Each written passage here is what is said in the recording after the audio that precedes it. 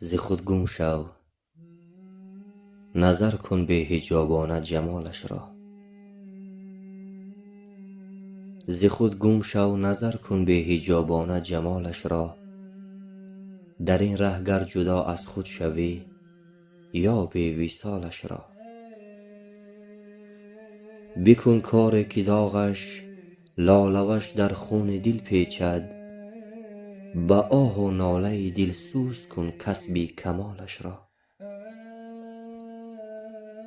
بدن در طاعت و شغل زبان در نام پاک او.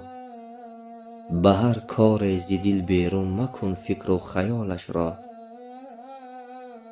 بسوز از اشکبار و جمله شب چون شمع بی آسمان، که تا یابی به وقت صبح دم فیض شمالش را.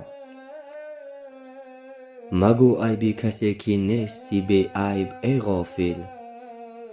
دو تای زیر بار خود چه برداری وبالش را. جهان روزی که پوشانی چشمت را چه می بینی؟ سر موی نبینی عیش و نوشی ماه و سالش را. فراموشت شود آب بقای خضر در ظلمت. در این ره گر بنوشی قطره آب زلالش را.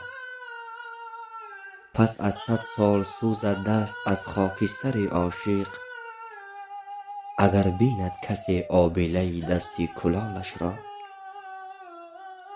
بیا 100 میوه شیرین از این باغ جنونی چین، که از باغ محبت کرد پیوند نهالش را.